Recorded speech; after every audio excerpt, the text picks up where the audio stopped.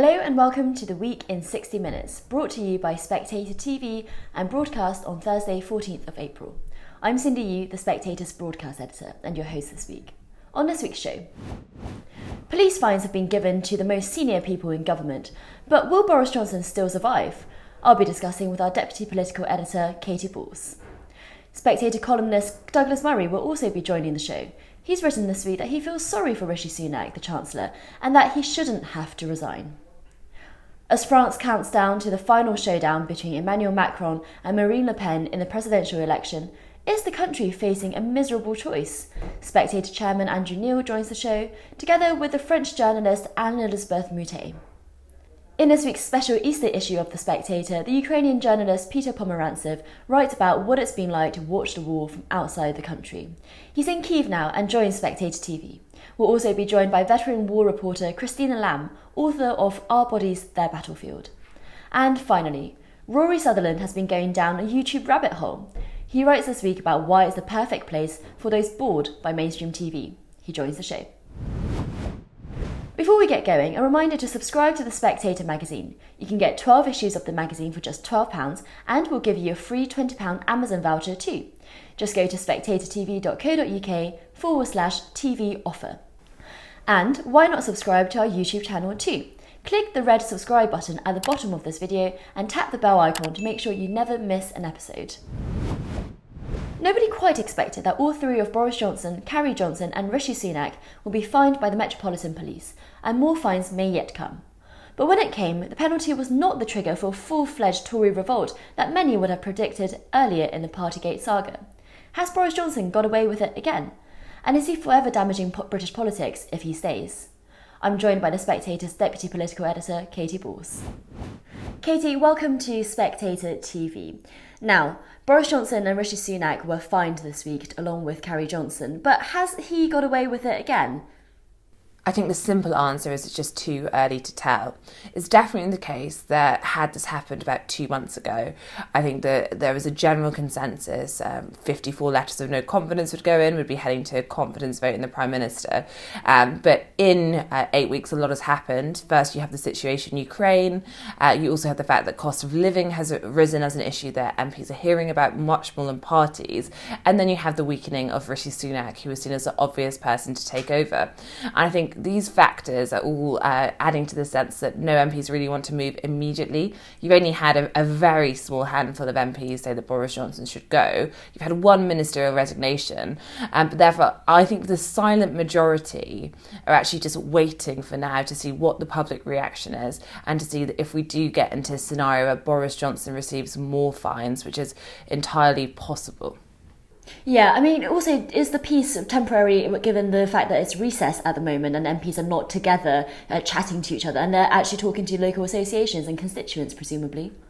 Yes, and I think some are even on holiday. So if you bring that all together, we're not at a point where there was plotting or a sense where it's really so easy to get the mood or the temperature check of the party. You have had, and we've got a running list on The Spectator, on Coffee House, well over 70 MPs come out and support Boris Johnson. Given there are well over 70 MPs on the payroll, I don't think that we can read too much into it. It shows there is, some support for the Prime Minister, but I think those who are yet to say anything, those are the people who will start to get more of a sense from when MPs return to Parliament. I think it would be very surprising if we end up with a confidence vote in the next week or so. But you combine, potentially a public backlash, more fines for Boris Johnson if that is something that happens. There are reports he could, receive up to 3 more fines, and then the local elections in May. And I think anyone who is saying he is, out of the woods is probably being a little bit optimistic. Well, let's talk about those 3 more fines then, because rumour has it that they are coming down the line. And it does seem like this incident that he's been fined for this week about the birthday cake doesn't sound like it's the worst one that he's rumoured to have been involved in. Yeah, and I think actually there was a lot of surprise, particularly that the Chancellor received a fine. I think even perhaps the Chancellor was surprised and those around him, because this all relates to a birthday cake for Boris Johnson's birthday. We understand it was his wife Carrie who organised the cake, and the Chancellor turned up early for a meeting and therefore was almost brought into this brief celebration. Now, the police have clearly determined that it breached the rules in terms of the number of people there, and the fact it was a social occasion rather than a work occasion. But I think that is the threshold. You start to look at the other events Boris Johnson is being investigated for, from the bring your own booze party in the garden, to reports of drinks in the Downing Street flat with friends of his wife Carrie. And I think there is a sense, and we don't know yet, of course, but there is a concern that if this is the threshold, we could actually see multiple fines for the Prime Minister. Now, it's interesting what happens in that scenario. You've had Simon Hart, the Welsh Secretary, say that for him, it doesn't really, 1 fine, 2 fine, 3 fine. Ultimately, the principle's the same. I'm not sure that all Tory MPs take that view, and I think it could start to get very embarrassing if there's multiple fines, partly because I think it's been interesting the defence of Boris Johnson's supporters this week. They're really zoning in the circumstances of this fine, the birthday cake, saying, was the birthday cake even taken out the box? The Prime Minister was there only for a handful of minutes, really suggesting that the Met Police have overreacted and this is, a trivial situation. That means they're almost setting a precedent. So with the other events, whether that involves boozing, and I think things which are probably mostly find more objectionable on the list of COVID breaches, are they also going to say, oh, well, this isn't serious? Is Boris Johnson also going to say again that he didn't realise the rules were being broken? And I think that's why there is some concern amongst Tory MPs that the line right now works for this week, but will it work in 4 weeks' time if events don't go to plan for the Prime Minister? And Katy, today is also when we're hearing about this partnership with the government of Rwanda for processing asylum seekers and refugees and migrants in order to solve the small boats crisis. First of all, tell us about what we know about this plan, this partnership. And also secondly, there's some who are saying that this has come at a convenient time, given what we've just been talking about with Partygate. Let's start with the dead cat first. Lots of people are saying, Linton Crosby is back, the election guru. He is advising the Prime Minister ad hoc. He doesn't have a permanent role, but David Canzini, the Deputy Chief of Staff now, is a close ally of Linton Crosby. And we know that Boris Johnson and Linton Crosby are fond of a dead cat, where you say something outrageous or you do something very different to move the news agenda on. And as soon as this was announced, this idea of offshoring asylum seekers to the UK and Rwanda, lots of people said, well, this is exactly it. I think, given that I was told by various people this was in the government grid at the start of the week, which is actually, and I heard this at the start of the week before we got to the fines, I think this is something the government have been thinking about for some time and also planning to say this week. But that doesn't stop it from being something which they will hope will move the agenda on from parties and Partygate. In terms of the announcement, this is supposed to address one of the biggest political problems from Number 10's perspective, which is small boats crossing the Channel. We know that number has gone up drastically in the past year, and it's a particular concern in terms of the Tory voters, because Brexit is meant to symbolise taking control of borders. And I think having a situation where, boats are arriving on the shore very visibly really does start to erode that. In terms of what they're trying to do, the problem has been very difficult to solve. There have been various countries we've been hearing, volcanic islands at one point, where they're talking about offshoring those coming to the UK, a bit like Australia does. They have finally managed to create a deal with Rwanda. It's a trial to begin with, and we believe it will largely be men, so men crossing the Channel to come to the UK who'll be sent there. In terms of what it does, it is very expensive. The price of moving someone to Rwanda from the UK, we expect to be thousands. And that's before you get into, obviously, keeping them there, what's going to happen. But I think the sense in government is the political price is worse than the financial price in terms of not fixing this problem. But yet, Number 10 are braced for a big backlash. You're already seeing humanitarian charities, Labour, saying that this is the wrong thing to do and it's not treating people with dignity. I would expect there will be some Tory MPs, probably in the One Nation wing of the party, who'll be uncomfortable with this. But I think for a lot of Tory MPs, they're so worried about this as a political issue, they'll be quite glad there is something to actually say they are doing. Well, Katy, thank you so much for joining Spectator TV. In this week's issue, Douglas Murray writes that he actually feels sorry for Rishi Sunak. Are Brits too harsh on our politicians when it comes to scrutinising their spouses or punishing them for success and wealth outside of politics? Douglas joins the show now. Now, Douglas, welcome to Spectator TV. You write in your column this week that you feel sorry for Rishi Sunak, who has been under fire because of his wife's tax affairs. But before we get to that, let's also talk about the fines that the Chancellor and the Prime Minister have been issued this week, which came out after you wrote your column. What did you make of this new revelation? Well, it's in a way, it's not a new revelation, is it? I mean, it's something that had been expected. I think everyone was waiting for this to happen. And now it has. I have to say, I mean, I think like a lot of people, like a lot of readers, I'm very torn about the whole thing. On the one hand, clearly, we were told to follow rules that it turns out the people making the rules couldn't particularly follow themselves, didn't want to follow, or found themselves incapable of following. And that obviously is highly, highly disturbing. Irritating, causes inevitable resentment among, I think, most of the population. Then you have the issue of, how bad was it? The issue of the cake party, the providing of a cake. It doesn't seem to me the most flagrant lockdown breaking imaginable. Some people who worked together, as was reported at the time, shared a birthday cake in an office.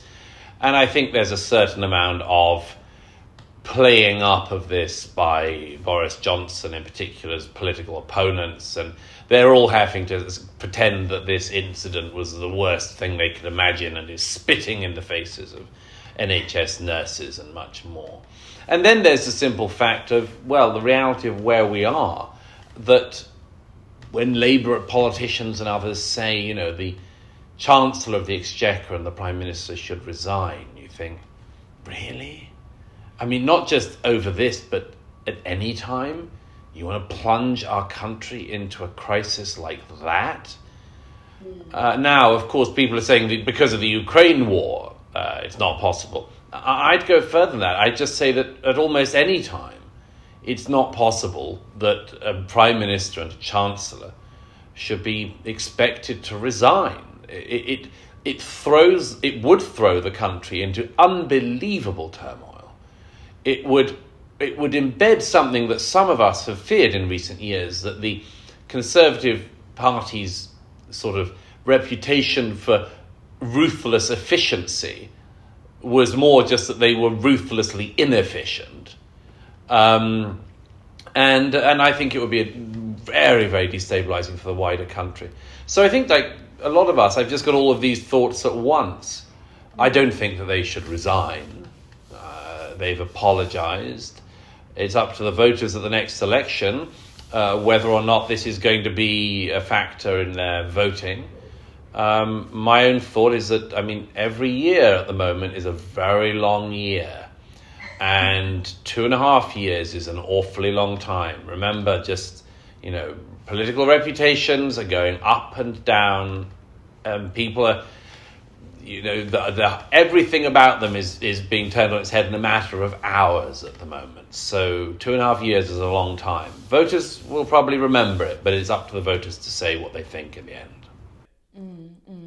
And Douglas, in your column, you say that you feel sorry for Rishi Sunak. Now, yes. In the last few days, we've heard allies of Rishi Sunak actually saying that he feels quite hard done by being fined because he only turned up to this meeting 10 minutes early. He wasn't even invited. He was only present when there was this alleged cake, which some people deny happened. Do you still feel sorry for Rishi Sunak, that he keeps finding himself in these situations where you wouldn't say that he's necessarily to blame? Well, I wouldn't say he's kept finding himself in these situations, but it is an example of a political reputation that's just been turned on its head. You might say, actually, that Rishi Sunak's been sort of bloodied for the first time.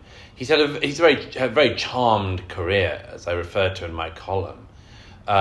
He sort of rose without trace in a way, and it's an interesting thing that he's now been lambasted by the media for the first time because of this issue of his wife's non-dom status, and of course the fact that he had a green card, which meant that he was also able to work in the United States of America. The thing is, in a way, reminds me of, although it's not of similar severity, is when George Osborne was Chancellor of the Exchequer, had also had a very seamless rise. And then, if you remember, there was the incident with the Deripaska yacht holiday, and Osborne was sort of mauled for the first time, was doorstepped by the media for the first time, and much more. This is a similar thing. Rishi Sunak, for the first time, has been really had a going over. And in this situation, of course, there's a question of do you live through it, count it as a scar and a wound and move on, or does it show it's sort of too much for you? Now, there have been reports in the past week, even before Cakegate returned. Sorry, I sighed. We even have to say that term. But even before that returned, we had, of course, rumours that Rishi Sunak was thinking of resigning or stepping down. And I can see that because people in politics, in particular, it has to be remembered, quite often they feel that, well, what happens and comes their way is their responsibility. For better or worse, it's the career they've chosen. But whenever people come for their spouses or their family, in my observation, that's when people really start to take things hard. You'll remember that when Ian Duncan Smith was on his way out as Conservative leader, a long time ago now, almost 20 years ago, it was actually when his critics started to criticise his wife that Ian Duncan Smith was like, basically, I've had enough of this. I think it's extremely hard for people because, you've taken yourself into politics, presumably with your spouse's approval and encouragement, your family's encouragement. But when the spouse becomes a story, I think that can be extremely hard for people. And that's what has happened. I think that Rishi Sunak himself, he's a successful self-made man. And as I say in the column, unlike a lot of people in Britain, I admire successful self-made people. I think we need more of them.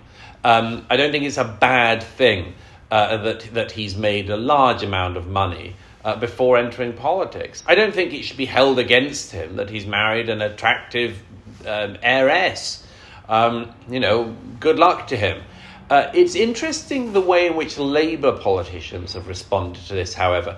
As I say in the column, I'm sceptical, perhaps not for the first time, about some of the Labour Party politicians' claims about all this. Labour Party politicians consistently have significant outside earnings of their own. Jess Phillips managed to make £15,000 from a few hours of filming at the BBC last year in a vain effort to try to make Have I Got News for You funny again. Wes Streeting, the Labour Party MP, a moral scourge, he makes money now on the side as a radio presenter. David Lammy, another very moralistic person about outside earnings, earns six-figure sums each year from his extra media work and so on. So I suspect, maybe you'll agree with me on this, Cindy, I suspect that Labour politicians, among others, think that nobody should earn anything just above the amount that they themselves earn, and that really, after all, is the bar that they're setting. Well, but let me push back on you a little bit, Douglas, to be devil's advocate here. Isn't Rishi Sunak's wealth not the problem? Some people have said it's not the wealth that's the problem. It's the fact that even with that wealth, he and his wife are still looking for tax loopholes. Now, I don't necessarily agree with that, but it just seems greedy. It's the greed and avarice that's the problem, given that they already have so much wealth. Well, I think that it's two things. First of all, there's the perception issue. And the reality is that at the top of politics, perception does matter. I mean, this is why we have the partygate thing. The perception does matter. And if you are, as Rishi Sunak is, a chancellor who has raised taxes on the rest of us, and all of the costs of living issues that we're all going through, it's not a good look, definitely, to be involved in any tax minimizing scheme, tax avoidance scheme, if you like. There's nothing illegal about anything that he or his wife have done. It's what people do to try to minimize their taxes. It looks bad, but they haven't actually done anything wrong. They haven't done anything illegal. And if they had, then that would be a different matter. My own view, and I say this in the piece, is that clearly Rishi Sunak's wife was a non-dom. He should have had a conversation with her at some point, maybe before he entered Parliament, maybe when he was on the rise, maybe when he was in the shadow cabinet, let alone when he'd become Chancellor of the Exchequer, had a conversation with his wife and said, look, this is not going to look good if this comes out. But there is one other rider to this story which you will know, and some viewers may not, which is that it is possible that what is happening is a briefing against Rishi Sunak from his own political side. The green card issue in particular, it seems likely that this is something that he declared, and he didn't need to declare, he over-declared issues to do with his own financial arrangements, and that these have been leaked from somewhere within the Conservative Party, possibly, some people say, even perhaps from number 10, fearing a rise of the man in number 11. Who knows? But I think that I think he would be right to feel sore after this. But as I say, this is a sort of political blooding for Rishi Sunak. Hopefully, I mean, I say this sincerely, and as I say in the piece, I have no personal connection with him. I have no, sort of secret reason for saying this, simply wishing the stability of the country. I hope that he survives this. I hope that he grows through it. I hope that he puts it down to experience. I very much hope that he doesn't resign, just as I hope that the Prime Minister doesn't resign. I do not think that our country needs more political turmoil. And I think that many of the people who are saying that Sunak should resign over his wife's tax arrangements, or saying that the Chancellor and the Prime Minister should resign over partygate, many of these people are people who want them to go for other reasons. And let's not fool ourselves about this. There is a continuity Remain movement in the UK. There are people who simply will never forgive Boris Johnson in particular for leading the UK out of the EU. Many people, I'm sorry to say this, but it is the case, many people want post-Brexit Britain to fail. They actually want their own country to fail in order that they are then proven right in some way, or that we will all come to them and say, gosh, turns out you were correct all along, we wish we'd listened to you. This is a real tendency, sadly, among some of the commentariat, some of the political class and others. I think that anyone who is a patriot in Britain would want stability for our country over the settling of, frankly, scores that should be put behind us. Douglas Murray, thank you for joining Spectator TV. It's a great pleasure. France is counting down to the final round of its presidential election, and Marine Le Pen is within reaching distance of the Elysée. What will happen over the next week of final campaigning, and what will French politics look like afterwards? I'm joined by Andrew Neil, the Spectator's chairman, who was in France during Sunday's first runoff, and French journalist Anne-Elisabeth Moutet. Andrew and Anne-Elisabeth, thank you very much for joining Spectator TV. Now, Andrew, we've got Emmanuel Macron and Marine Le Pen in the final round of the French presidential elections. But do you think it will still be a clear-cut victory for Macron? Well, we do have Mr. Macron and Madame Le Pen for the second round. It's in some ways a repeat of 2017, 5 years ago, when Mr. Macron became president. But there's a lot that's different, and we don't know how different it will be. Yes, the personnel are the same, but there's a number of differences. First of all, Madame Le Pen is a different Le Pen from the one 5 years ago. She has campaigned better. She has got across her briefs better. She had a disastrous debate between the first and the second rounds in 2017. And Mr. Macron, well, the bloom is off him because he's now been in power for 5 years.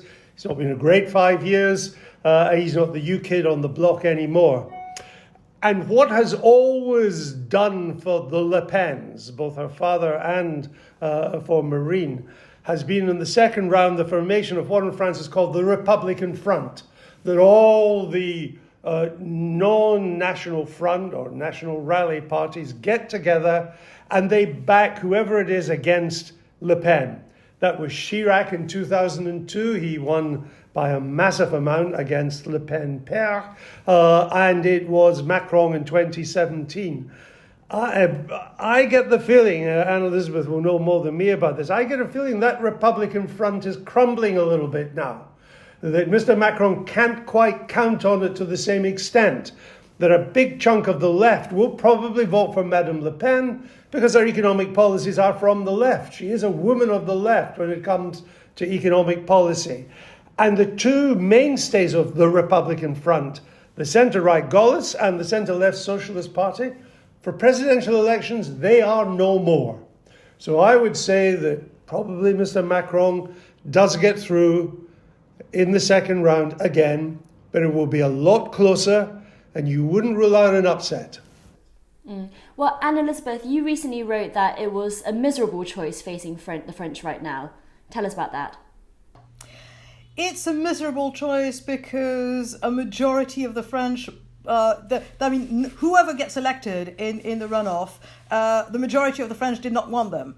So that's not very good. The other thing is that what we've seen and what Emmanuel Macron has wrought on the French political landscape was to essentially destroy the two mainstream parties that had existed for decades, and for one of them for centuries, century and a half. And it's really something very strange, because what he did, he arrived, he was unknown, he was to a large extent elected by something that you could call the populist vote, who were looking for a safe outlet, i.e. somebody who annoyed everybody else, who sort of kicked out the incumbents.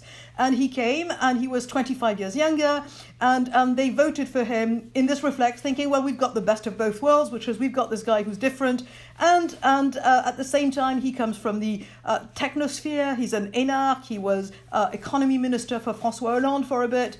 It can't be too dangerous. It wasn't really too dangerous, but the real danger, and nobody saw it at the time, he started campaigning for the general legislative election that always follows now the French presidential election, and he said, I'm going to do at the same time, en même temps, left and right, and then he shaved off the most compatible personalities from both parties, the left and the right, the socialist and the républicain. The result is that he's left the incompatible politicians sort of squabbling between one another, because it's always the case in defeat that people, angrily talk about their mistakes. And the first party to completely collapse was the Socialist Party. Anne Hidalgo, who's the Paris mayor and very much unloved, has scored 1.7%. I mean, she's got some of the tiny crazy candidates doing better than she does. And the Républicains collapsed with Valérie Pécresse, who was somebody who looked like a safe choice until she started campaigning, in which case, people realized she was not the person to go campaign. So she's got 4.7%. They have bankrupted their own parties, because you need to have 5% of the vote in order to have your campaign expenses repaid. So it's not metaphorical. It is an actual bankruptcy for both main parties. And you've got Macron, who's looking at two extremes. And in his head, before he got to this point now, he felt, well, I'm sitting pretty, Marine Le Pen can't be elected, and Mélenchon is too crazy. Mélenchon is our Jeremy Corbyn type guy who created a movement on the left of the left, so to speak. But things have changed. The other big upset in this election last Sunday was that Mélenchon scored 21%. This is huge. And on the other side, you've got Marine Le Pen, who sort of has, as Andrew very well said, she's a different person from 5 years ago. She softened her image. It's almost more important than her platform. She is promising all things to all people. To the right, she says, I'm going to curb immigration. To the left, she says, I'm going to give you benefits, but just you, not the brown people all around.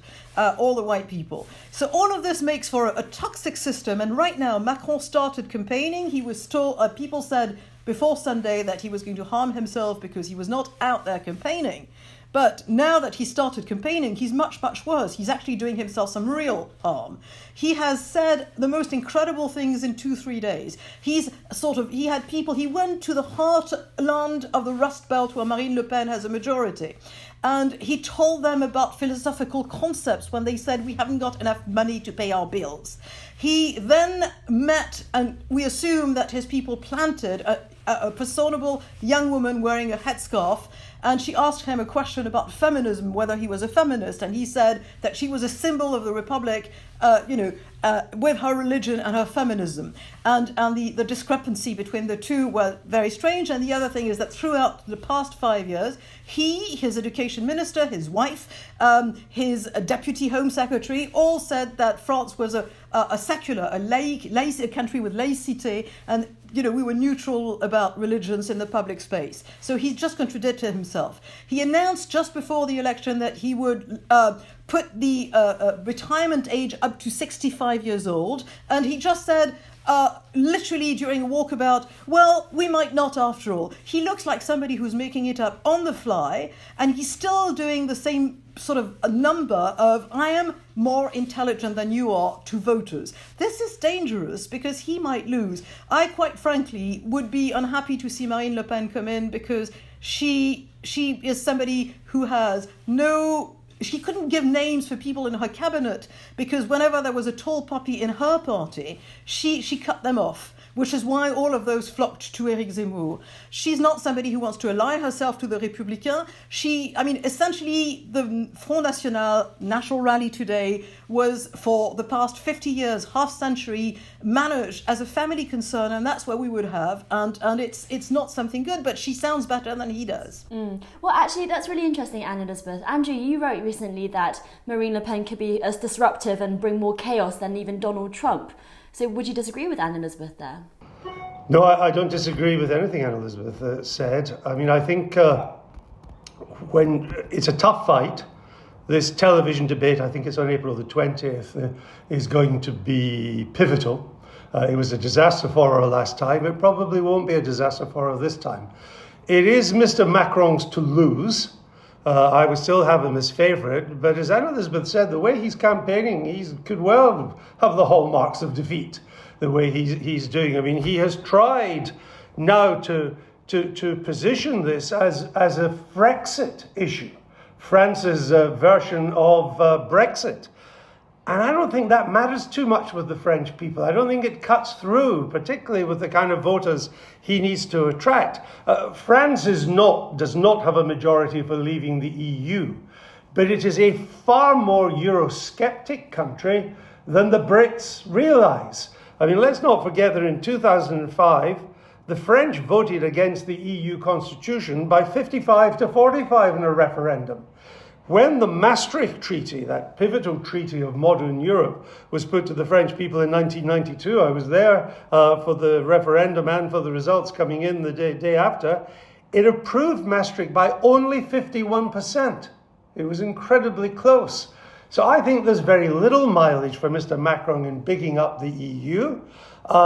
Madame Le Pen has said, I don't want to leave the EU now. She's changed. She doesn't even say, I want to leave the euro, because she knows that older voters, many her natural constituency, like the security of having the euro, their pensions in the euro. So she's changed on that too. She would be disruptive, as I wrote, though, because of some of the policies Anne-Elisabeth mentioned, which is, she said that French law should have primacy over European law. Well, you can't have an EU if that is the case in a number of spheres.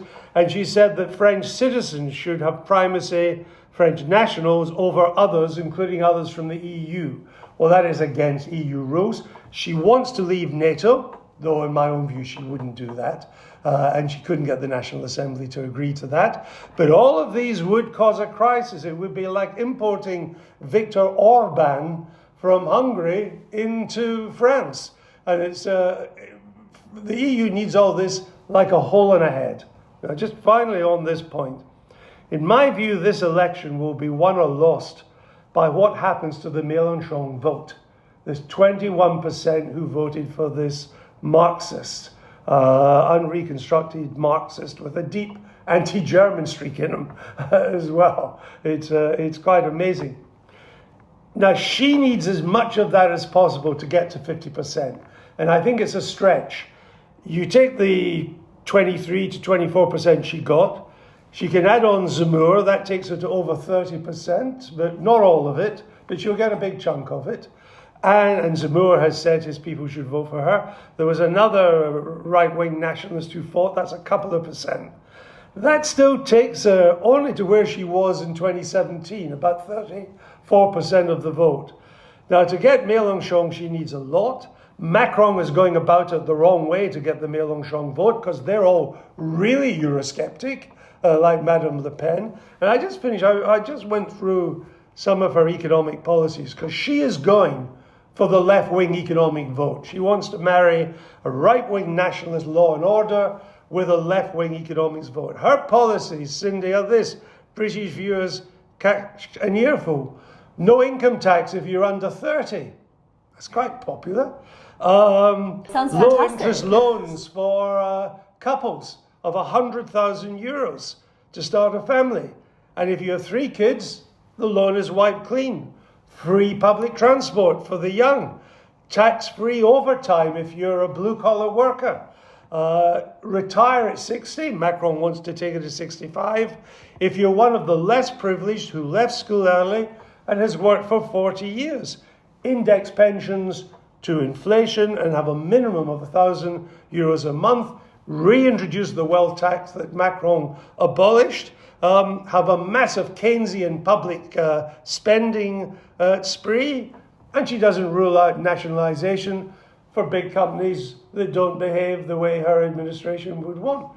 You add that up, and I defy you to tell me how that's different from Mélenchon's economic programme in its important ways. So although she may not get enough to win, in my view, she is being more sensible with her campaign in trying to get that vote than Macron is, who, and Anne-Elisabeth gave some good examples, almost seems to be going out of his way not to get that vote. Well, just finally, Anne-Elisabeth, going out of French domestic politics then, what does the war in Ukraine mean for Macron and for Le Pen? Because do people rate Le Pen's ability to deal with someone like Putin? And actually Macron's statesman-like parading has been mocked quite a lot in the UK, but do the French see it differently?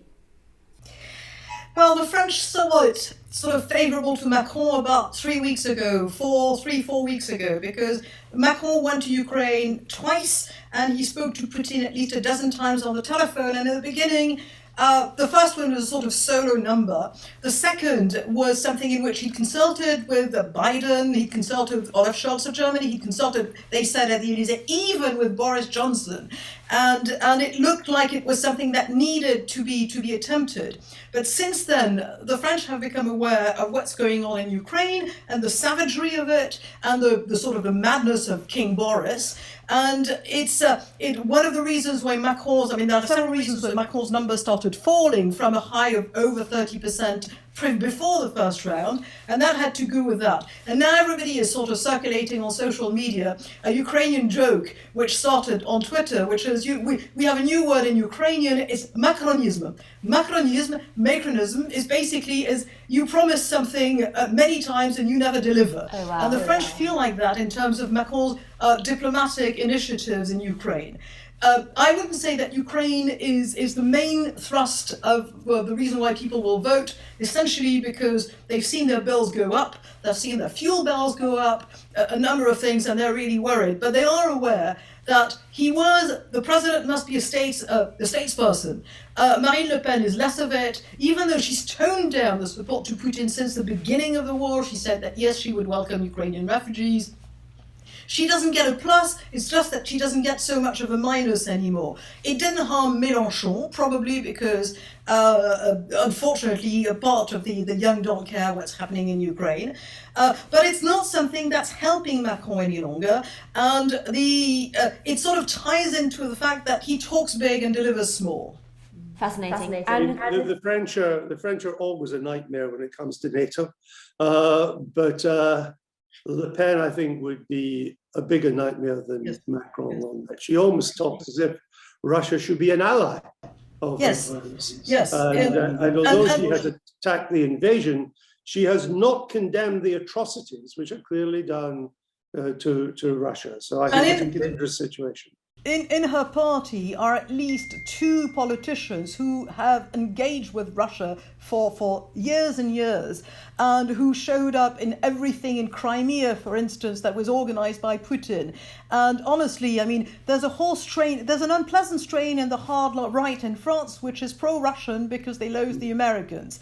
And that is something that she embodies, even though she herself, Andrew was just saying earlier on, it's a bit like having Viktor Orban in power. Well, no, Viktor Orban reads books. He's somebody who's going to finesse a complicated position, but at least he finesses. She doesn't. But she likes cats. She likes cats. Yes, she likes cats. She's got a license to breed. She's just got a license to breed them too. So if she loses, she should be allowed to spend more time with her cats. I'm sure it's something else to do. All part of this bizarre repackaging from Marine Le Pen. Andrew Neil and Anne-Elisabeth Moutet, thank you so much for joining Spectator TV. In this week's magazine, the journalist and author Peter Pomerantsev, whose family were exiled from Ukraine in 1978, writes that he's going to Kyiv this week for the Jewish festival of Passover. Peter says that Ukrainians he knows worry that the war will brutalise them, that they risk becoming so full of hate it will eat them up inside. So how can you keep your humanity while killing an enemy, he asks. Peter joins me now together with veteran war reporter Christina Lamb, author of Our Bodies, Their Battlefields. Christina and Peter, welcome to Spectator TV. Now, Peter, I wondered, what has it been like to watch the invasion unfold as a Ukrainian emigre? Because your parents are Ukrainian, but they left the country when you were very, very young. So tell us, what has it been like? That's a very, very good question. What is it like? It's very hard to be inside any kind of conversation or environment where your feeling of helplessness and sort of guilt is increased even more. So I'm in Washington DC, so I'm actually in a world and a community where people do care and are very involved and are doing lots of things. So you can feel that you're doing something. I mean, the main thing is to do things, and then is to sort of do them in a very intentional way, so you feel you're doing something effective. And DC is actually quite a good place for that, because a lot of it is about continuing support for Ukraine in DC, so you can run around and give testimony to Congress and write articles that are read in the right places. It's harder when you go, I don't know, I was in Texas for a few days for South by Southwest. And in Texas, I'm sure it would have been the same in the Second World War. In Texas, they don't really know there's a war, and if they do, it's certainly not one that they experience. So that was really hard.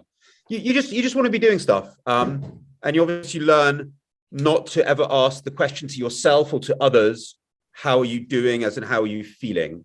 Because that's the one thing that you want to stay away from. And also it's stupid as a question. So you're constantly thinking about doing, what can you be doing? And you're thinking about activity. And it's been really an effort the last 5 weeks to make sure that activity is focused and is relevant. And so I've organized this big sort of war crimes reporting project, organizing a bunch of other stuff. And that gives me the illusion of relevance. And that assuages the guilt. It's all bollocks at some level, but that's the only way, really, I think. And you also write about fellow Ukrainians asking themselves, how do they deal with this hate that's, how do they deal with the hate that they don't want to consume them?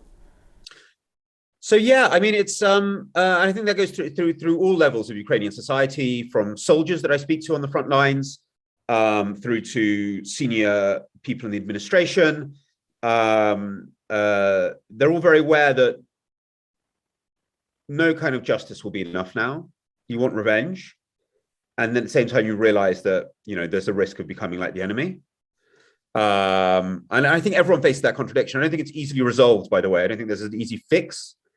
But I can hear so many people I talk to circle around that splitting, really, that really strong split that they feel. Yeah. And Peter, you're also celebrating Passover around this time. Does religion offer any solace? Well, I think it's a strange sort of solace. It's a very kind of like, I suppose, a very Jewish sort of solace that Passover gives us, and like, oh, this has happened before. Oh, it's another senseless mass murder that is happening for no reason apart from I don't know what is expressed as ethnic hatred, but probably starts off as daddy issues. So is that really a solace when you realize that senseless murder is common? I suppose makes you feel less alone, but I don't know if it's solace is the right word. Yeah. And Christina, there's been more and more evidence over the last fortnight of essentially war crimes, terrible atrocities committed against Ukrainian civilians. You've spent years and you've written your book about how sexual violence is weaponized in war. Can you tell us about that? How, people might think that this is, senseless, just a few bad soldiers. How do you think that is a weapon?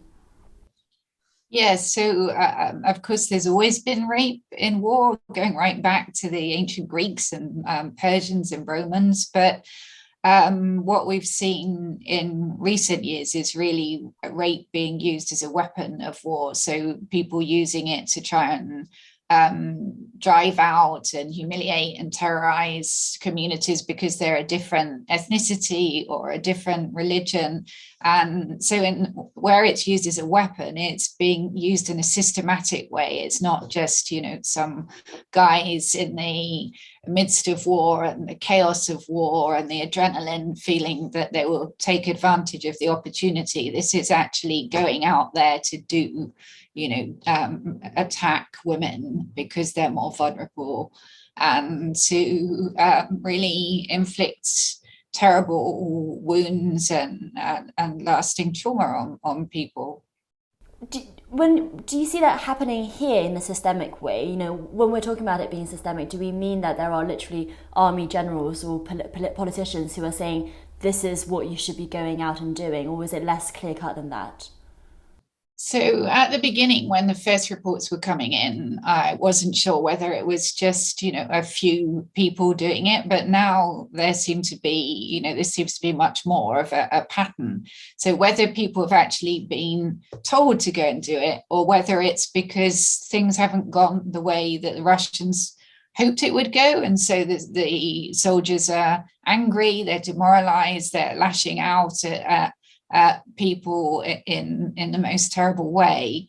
I think it's too early to know whether somebody's actually told them go and do this, and maybe never find that out. I mean, at the end of the Second World War, during the liberation of Berlin, when the Russian soldiers raped as many as 2 million German women and women across Eastern Europe, that was a vast number of people, but we never really saw any actual orders for people to do that. But it happened on a wide scale. And Peter, you've spent years living in Russia and you've written brilliant books into giving insight into the Russian mindset. Christina just mentioned that, the war, it doesn't seem to be going as well as the Russians hoped for. Do you think that kind of reality does get through to people on the ground within Russia? Because we have heard about a lot of Russians who actually do believe in the Kremlin's narrative compared to the kind of cynicism we might actually expect that they have. So I think there's two words you used there, which I think we need to pause over very briefly, because I'm literally about to start teaching a class, because even though I'm in Kiev, I'm still teaching in America. So the one is the word believe. Which my experience in Russia is that's a very fluid term. You can believe one thing in the morning, another in the afternoon. The idea of a coherent self that is meant to have strong beliefs in that very kind of Anglo-Saxon Protestant tradition, where you go to school and they're like, what do you think? That doesn't exist in Russian education. That isn't really, certainly not valued in the political culture. You're meant to be a conformist who transforms. And certainly recent Russian history will have forced people to take on many different beliefs just in order to get by over the last 40 years, maybe. So what do we mean by belief? That's why opinion surveys in Russia are never very good, even without the fear and the bullying and the dictatorial elements, which really undermine any kind of attitudinal sociology. Just asking people, what do you think? I mean, depends when and why and for who. So I'd be very, very cautious about making us too many long-term assumptions about the attitudinal polling and about things like phone calls. I mean, obviously, if you phone someone blindly, or even you phone your parent or something, and you say things which are very dangerous or unpleasant for them, they'll always push away at the start. I mean, we know that from lots and lots of sort of looking into people in in, I don't know, all kinds of closed organizations or who don't want to take on bad news. So I'd be very, very careful with that word belief. And the other one you mentioned is cynicism. So I think one of the way I always look at the term cynicism and how it's done in a lot of sort of, I don't know, literary theory, it's not nihilism. Nihilism is when you don't believe in anything. And, you know, plenty of characters from 19th century Russian literature are nihilists. They're true believers. Cynicism is something else. Cynicism is being able to switch and believe one thing in the morning, another in the afternoon. So again, you know, cynicism has replaced steady belief in Russia. So the question to ask is, are they enjoying it? Maybe. Are they enjoying it? I'd look at the emotional bit. And I think a lot are. I think a lot of people are. But I don't know how long that enjoyment will last. I think fascism and aggression and sadism are very enjoyable. I think many people, for lots of reasons, when given the opportunity, get into it. I don't know how big that chunk is. And I don't know how long it lasts. And I don't know at what point other things don't kick in, like rational self-interest. I don't think empathy or sympathy will kick in particularly strongly, simply because it's such a sadistic culture where you're brutalized all the time, and brutalized people, sadly, you think it's the other way around, but often don't have sympathy for other brutalized people. But will other things kick in apart from enjoyment of bullying and aggression? I think they might, because there are other things that motivate people, like thinking about their children's futures and being very aware of the incompetence of their own leadership after a certain time, and just the sense of unfairness that sanctions are about to really start hurting in a few months, and the Russian elites are going to be fine. You know, if you've gone down to 4 billion to 1 billion, you're still a billionaire.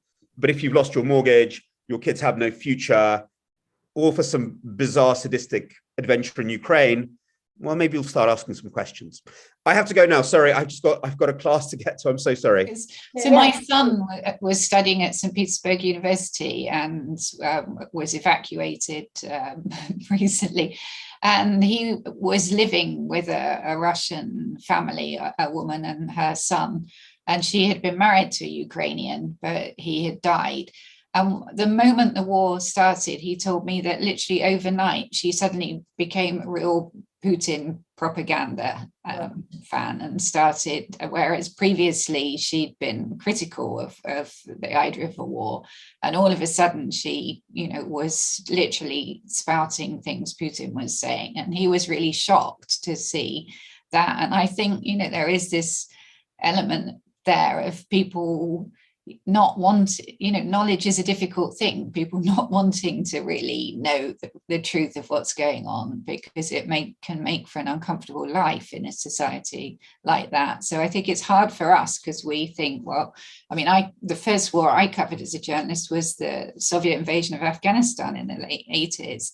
And of course, then there was no social media, no internet, no mobile phones. So people back in Russia didn't have information of what was really going on.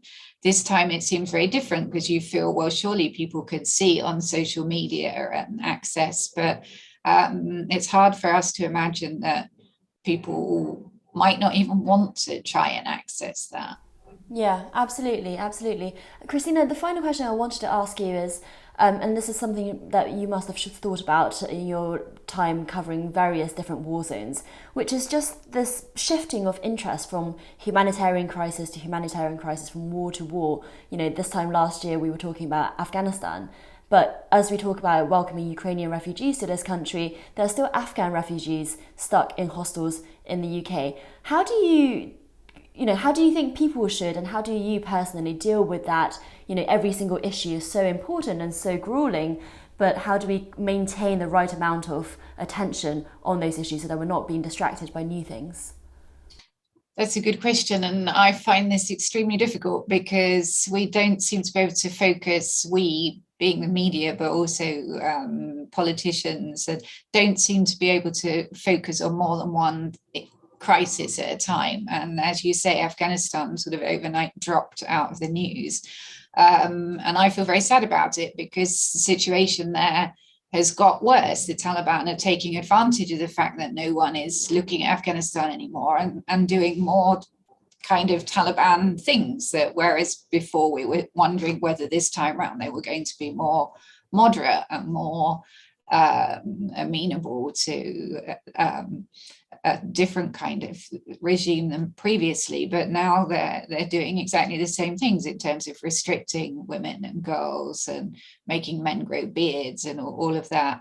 So, and the humanitarian situation just gets worse and worse. People are desperate. Babies are literally, and children are literally dying of hunger in Afghanistan, and nobody outside is really watching anymore, and that's terribly sad. And it's not just Afghanistan. I mean, there's Yemen, there's the situation in Ethiopia. There are many things that are going on that we're not focusing on. And unfortunately, I mean, not only are we not focusing on, but what's happening in Ukraine is going to make those situations worse, because, as you know, we get a lot of wheat from Ukraine and Russia, and particularly some of those countries in crisis. So they're not going to get supplies that they need. It will be more expensive. They're already in a desperate situation. So it's a pretty bleak picture, and I wish that we could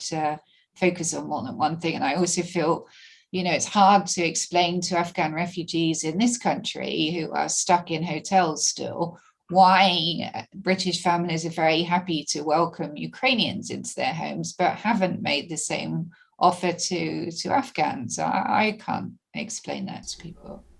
Well, Christina Lamb, I hope to have you back on Spectator TV soon, and thank you for joining. And earlier was Peter Pomerantsev. And finally, Rory Sutherland writes in this week's magazine about the joys of YouTube. Home to Big Jet TV, Gordon Ramsay arguments and live streams of scenic train rides, as well as Spectator TV, why are more and more people choosing to watch an array of programmes that don't make it onto traditional broadcast TV? To explain, Rory joins me now. Rory Sutherland, welcome to Spectator TV.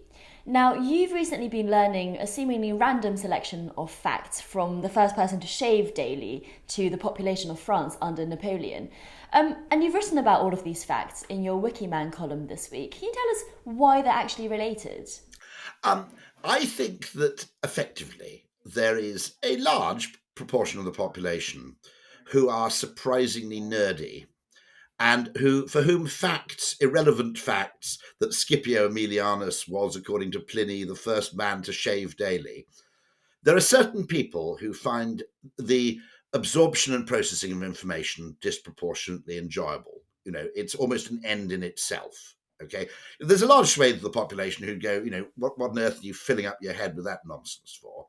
There's a large proportion of the population for whom actually the acquisition of information is just a source of pleasure without any particular end. And you could say perhaps they're a tiny bit on the spectrum. I know there are certain writers like Tyler Cowen who've claimed that actually for those people who are slightly on the spectrum, the internet is much more of a gift than it is for the general population. And my argument, I think, is that this now needs to be considered as something extending to television, and that there's an extraordinary new opportunity for factual television. And you see it not only on YouTube, which I mentioned, but also on Netflix, that the documentary is actually much, much more popular than you'd perhaps expect on Netflix. And we've got to be a little bit cautious, because Netflix very much wants people to watch documentaries because they're less expensive to make. You know, it's much better value. It's rather like Spotify that wants people to listen to podcasts because you have fewer royalties to pay than if people are listening to music. But at the same time, I think what is interesting is something perhaps we fail to notice adequately, or which young people won't notice at all, which is that the fact that you can watch video on demand, and you can pause it, and you can rewind it, and you can watch it at any time you like, is actually an extraordinary gift for factual television.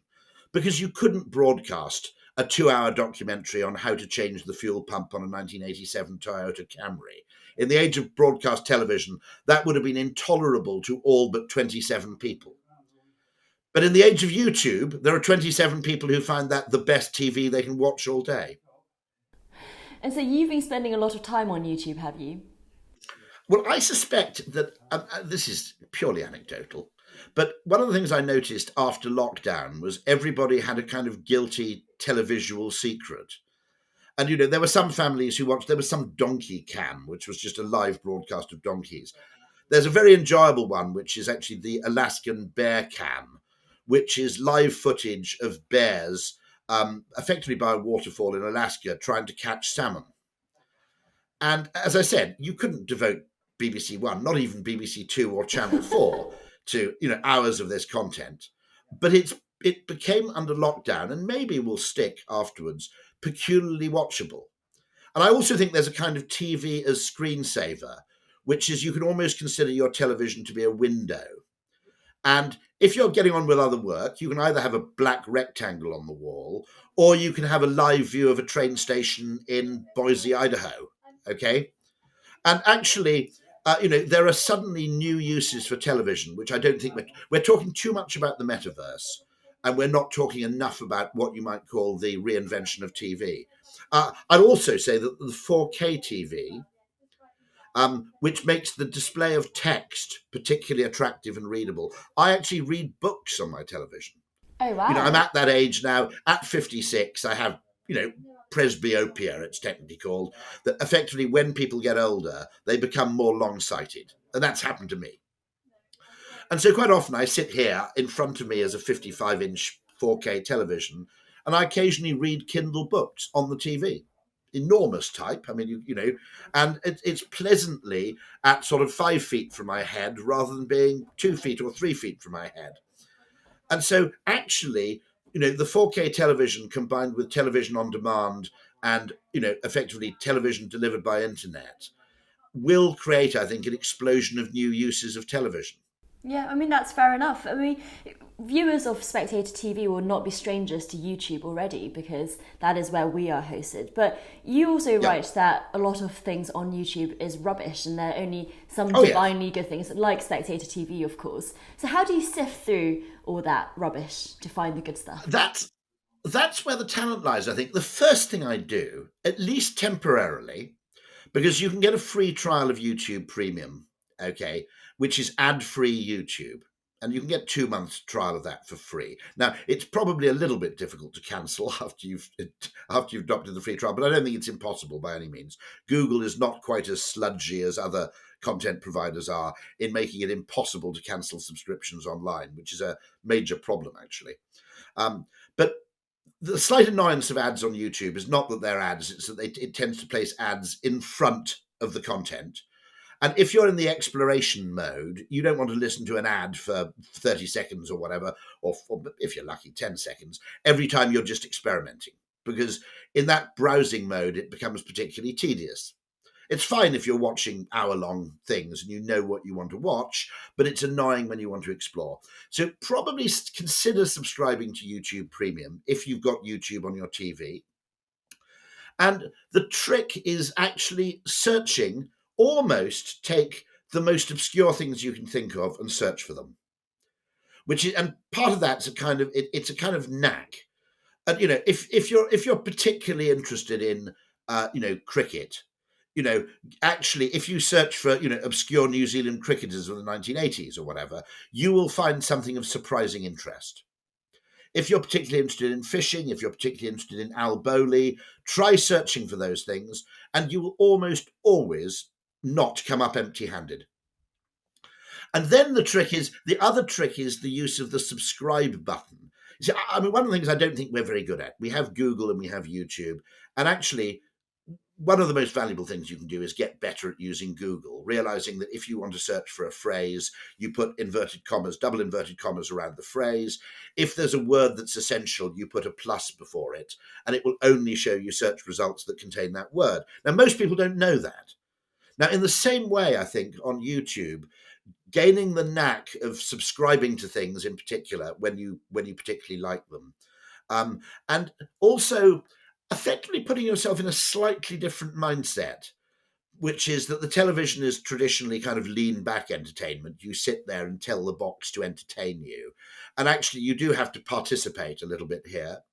Another thing that might make it better, if you have Roku, for example, or if you have Amazon Fire Stick, or if you have Sky, I think it's Sky Q, voice search is really good.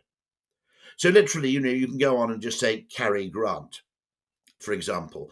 So, what I'm saying is that most people, I suspect, it's one of those things which it repays experimentation fairly quickly, but it is upfront weighted. And most people haven't gone through the 25 minutes or half an hour or hour of bother to find out sites to subscribe to. Some of this stuff, by the way, is really interesting. There's a site called, a channel called Big Jet TV on YouTube. And they go to airports around the world and they film planes taking off and landing. Now, I mean, what could be nerdier than that? But actually, during Storm Eunice, it was getting, I think it got an audience of 1 million or something at one point, because actually watching planes struggle to land, it's perfect schadenfreude, right? Watching planes struggle to land in really heavy winds is actually pretty damn enjoyable. And so it does require, no one's going to tell you to do this. And it always strikes me as interesting that most of these families under lockdown discovered a kind of, what you might call slow TV, dirty secret. James Hoffman's reviews on making coffee would be another example. And it is, I mean, I think one of the reasons people keep it secret is this is a bit of a nerdy secret in general. It's not like saying, did you see Game of Thrones? Saying, did you watch bears try to catch salmon for 2 hours last night? Isn't quite the same water cooler moment. Well, but it's still really worthwhile if you can develop the skill. Well, Rory Sutherland, thank you so much for joining Spectator TV on YouTube, which I feel should be really sponsoring us if anyone wants to get in contact. And do click subscribe. That's quite right. That's it for this week. Once again, don't forget to subscribe to the Spectator's YouTube channel, as Rory advised. Just click the subscribe button at the bottom of this video and tap the bell icon so you never miss an episode. Thanks for watching, and do join us again next week.